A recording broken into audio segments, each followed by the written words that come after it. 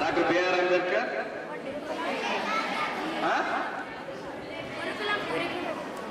Residential school కాలేజా? School for girls. ఈ స్కూల్ని నాకు ముందు ఇక్కడ ఎమ్మెల్యేగా మంత్రిగా చేసిన దామచల్ లాల్ గారు తీసుకొచ్చారు. తెలుసా? బయట ఫోటో చూసారా? సరే, మీరు అద్భుతంగా పెర్ఫామ్ చేశారు. మీ టీచర్స్ కూడా మిమ్మల్ని బాగా ట్రైన్ చేశారు. తర్వాత మెంటర్స్ ఒకటే అమ్మా, పెర్ఫార్మెన్స్ చేసేటప్పుడు వెనక మీరు కూడా చేయాలి. కాకుంటే మా వాళ్ళందరూ వచ్చినా మీరు కొంచెం సిగ్గుపడ్డట్టు ఉంది. ఎందుకంటే ఎదురుగా మీరు చెప్తా ఉంటే అభినయంలో వాళ్ళు ట్రైన్ చేయాలి. మీరు చేసేటప్పుడు అవసరమైతే నేను చెప్తాను, నన్ను ఫాలో అవ్వమని చెప్తే కరెక్షన్ అవుతారు. అలా చేయాలి. నేను మా వాళ్ళందరూ చూసి మీరు కొద్దిగా చేయలేరేమనుకున్నాను. చాలా బాగా పెర్ఫార్మ్ చేశారు, చదువుల్లో కూడా బాగా వచ్చారు. లాస్ట్ ఇయర్ నేను వచ్చిన తర్వాత జేఈకి అప్లై చేయమంటే ఆ రోజు 10-15 మంది చేసినట్టుంది. ఈ సంవత్సరం ఎంతమంది అమ్మా? 27 మంది జేఈ మెయిన్స్ రాశారన్నా. చేతులు ఎంత? 27 మంది. 27 మందికి ఐఐటీలో రావాలి సీట్లు. ఇదే ఇంకా ఫైనల్ ఎగ్జామ్ తల్లి లేదు కదా. మంచిగా వస్తాయి. 1-6 ఎవరికైనా రాకపోయినా వారికి మనం మళ్ళీ కూడాను మంచి ఇనిషియేటివ్తో వచ్చే విధంగా ముఖ్యమంత్రి గారు ఎంకరేజ్మెంట్ చేస్తున్నారు. ముఖ్యమంత్రి గారి దగ్గర నుంచి నాకు రేపు ఇన్స్టిట్యూట్ ఇక్కడ ఉన్న వాళ్ళందరూ కూడా సత్కారానికి మీలో మొత్తం రావాలి.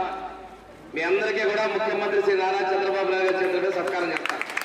పోయినసారి 57 మంది చేసినందులో ఎంబీబీఎస్ అనుకుంటున్నారు. ఆ రోజు ముఖ్యమంత్రి గారు నాకు 150 మందిని ఇట్లా తీసుకోమని చెప్పారు. ముఖ్యమంత్రి గారు చెప్పినట్టుగా 150 మంది పైగానే నేను తీసుకొస్తాను. పోయినసారి 17 మందికి ఎంబీబీఎస్ వచ్చి ఈసారి దాదాపుగా 40 మంది పైగా ఎంబీబీఎస్ మా స్కూల్స్ పిల్లల పేరు ఎక్కిస్తున్నాను. నేను ఎక్కిస్తున్నాను, చదివిస్తున్నాను, తప్పకుండా వస్తాను. అది ఇంకా 50 రావాలని చెప్పడం జరిగింది.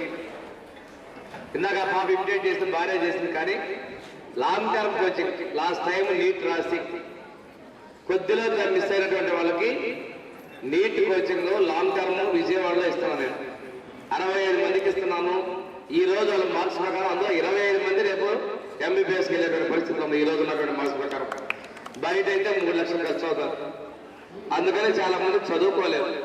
వాళ్ళ కోసం ఇంకొక అవకాశం గవర్నమెంట్ తరఫున ఇద్దామని చెప్పేసి తీసుకున్నాను.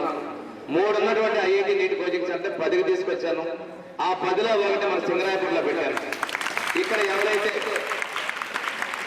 నీట్లో ఉన్నటువంటి వాళ్ళకి మిగిలినటువంటి కోచింగ్ ఈ ఎగ్జామ్స్ అయిపోయిన తర్వాత వాళ్ళకు కూడా సింగరాయపూర్ పంపించి కోచింగ్ ఇక్కడే కాదు రాష్ట్ర వ్యాప్తంగా బెస్ట్ పెర్ఫార్మెన్స్ ఉన్నటువంటి పిల్లల్ని లాస్ట్ 2 months కూడా కోచింగ్ ఇవ్వడానికి నిర్ణయం చేశారని మేము తెలియజేస్తాం. వీటన్నిటి పంపిస్తున్నాం. మీలో కూడా మెరిటోరియస్ వచ్చి నీట్ జస్ట్ మిస్ ఎవరన్నా అయితే లాంగ్ టర్మ్ కోచింగ్ ఇస్తానికి నేను సిద్ధంగానే ఉన్నాను. కానీ మీ పెర్ఫార్మెన్స్ రావాలి. రెండవది, రానప్పుడు అగ్రికల్చర్ ఉంది, హార్టికల్చర్ ఉంది, అగ్రికల్చర్ ఇంజనీరింగ్ ఉంది, బయోటెక్నాలజీ ఉంది, నర్సింగ్, బీఎస్సీ నర్సింగ్ ఉన్నాయి. వీటన్నిటినీ కూడా మనం చదువుకొని ఉద్యోగం చేయాలనే లక్ష్యంతో చదవండి. ఆర్థికంగా ఎలాంటి భారం లేకుండా ప్రభుత్వం చూసుకుంటుంది. ఫీజులు కావచ్చు, మెస్ బిల్స్ కావచ్చు, హాస్టల్స్ డెవలప్మెంట్. ఒంగోలులో దామచల సత్యభామ డిగ్రీ కాలేజ్ ఉంది. 250 మంది ఉన్న దాన్ని 10% బైపీసీ ఎంపీసీ తెచ్చి ఈరోజు 650 మంది. అక్కడ హాస్టల్ బిల్డింగ్ ఉంటే ఇప్పుడు మళ్ళీ 5 కోట్లు పెట్టి 650 మందికి హాస్టల్ బిల్డింగ్ రెడీ చేస్తున్నాం. ఇలాగా పూర్తిగా ఆడపిల్లలే చదువుకున్నారు. అందులో ఇలాంటి ఇన్స్టిట్యూటే అక్కడక్కడ వొకేషన్ ఉంది. మళ్ళీ అదనంగా 3,60,00,000 దానికి కేటాయింపు చేపిస్తున్నాం.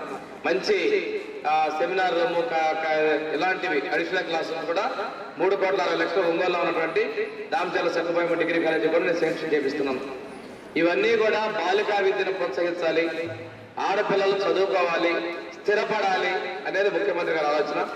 ఆడపిల్లలే కాదు, ప్రతి ఒక్కళ్ళు చదువుకోవాలని ఇక్కడ ఆడపిల్లల గురించి చెప్తున్నాను నేను.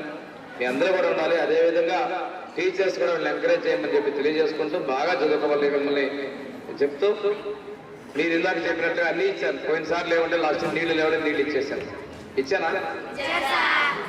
తర్వాత టాయిలెట్స్ బాగా చేసాను. బాగున్నాయా?